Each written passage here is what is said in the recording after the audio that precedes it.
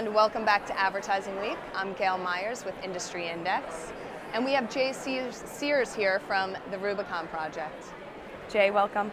Hi Gail, how are you? I'm doing quite well. I'm Very glad good. to have you here. So, what's going on in the world that you live in today? Automation is a big conversation. Why don't we talk a little bit about how you guys, what you do, and how you're bringing that to the forefront? Sure. So automation, the age of automation is upon us, and so how do we explain what automation is to buyers and sellers of advertising?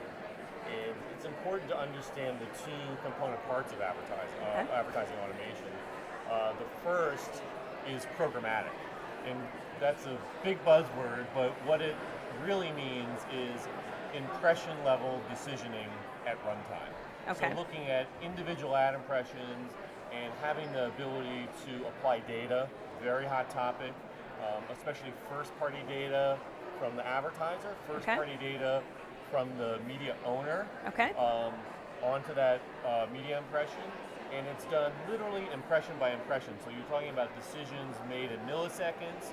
So you're talking about an activity that looks a lot like, almost like a stock exchange for advertising. So that's the first part of automation, programmatic.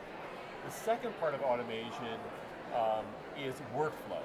Yep. And it's really about the design of beautiful UIs, user interfaces, that make it easier for buyers and sellers to discover, negotiate, and transact with one another. And what's super interesting about the workflow piece is that has all developed around direct orders. Yep. Right? Of course. And has become a real enabler of people, of buyers and sellers, still enabling that negotiation that's always been there, but allowing for automation to come in on the execution to make the advertising more efficient, and also more effective, more powerful. That's exciting. And so tell me about your role, or the company's role in that execution of that automation, and how you guys are managing the platform. Yeah, sure. So Rubicon Project is a technology company, and we create marketplaces in between 700 media owners around the world. So name some of those owners. Oh, sure. So like Financial Times, Wall Street Journal, very good, Viacom. And then on the other side of those 700 media owners, you have 100,000 advertiser brands coming into the marketplace. Now, what's interesting and what people need to understand is there are really two marketplaces in the middle. There's the auction marketplace, which folks are typically more familiar with because that's where our business was built out. Of course. Right?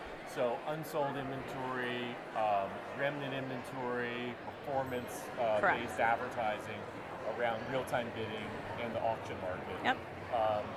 But the other marketplace that's really come into its own in the last 3 years is the direct orders marketplace. Some people call it programmatic premium. Right. And it is classically direct buying and selling. So as an example, through technology. So I'm a media buyer, I'm doing a deal with the Financial Times, it's going direct to that group to make that acquisition of that buy. So you're automating that process, would that be correct? That's exactly correct, yeah. And both for the sellers and for the buyers as well. So if we take your Financial Times example, the Financial Times may have unique data on their users about who's a frequent business traveler. So that's what we call first-party data, correct? That's what we call first-party data that's from the media owner. Now, an advertiser, maybe an airline, maybe an American Airlines, they may have first-party data on one of us as a frequent flyer. Yep. And so that can kind of come together. And in the orders market, you get these unique combinations of not just media, but data. So it's a whole new level and twist to buying and selling. That's incredible.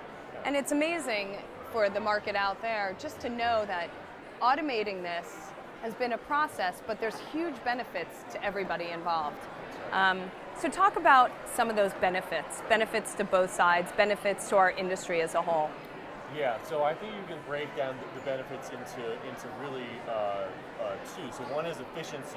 So it's about workforce efficiency. So instead of belabored phone calls, faxes, unstructured data in spreadsheets, PowerPoints that gets rekeyed and rekeyed Yep. and rekeyed into different systems, you build workflow all around that. Exactly. So we're moving away from the days where 20 to 30% of what's spent on digital media you have to spend on just administering it. Yep. Right? So- So we solve that problem around efficiency. And then the next big benefit is just effectiveness. So Yep. when we take everything and boil it down to the impression level, Yep. right? We leverage data, especially first-party data, Yep. that's unique from the media owner, from the advertiser, and then we use computers and high-speed computing, just Yep. like a stock exchange, to build Exactly. that back up at scale. That's then when you just create more powerful advertising. Yeah, and I always explain it, it's like a travel agent. We used to have travel agents, and now we don't. We have online booking. So that effectively is the streamlining of this process. Well, thank you so much for joining us today and just keeping it simple for us. We know it's a lot of machine learning, a lot of smarts happening here, but I think it's helpful for everyone when they understand what you're up to and how powerful a player you guys are in this field. Very good. Happy Advertising Week. Thank you. And to visit an overview about the Rubicon project, visit industryindex.com. Thanks so much.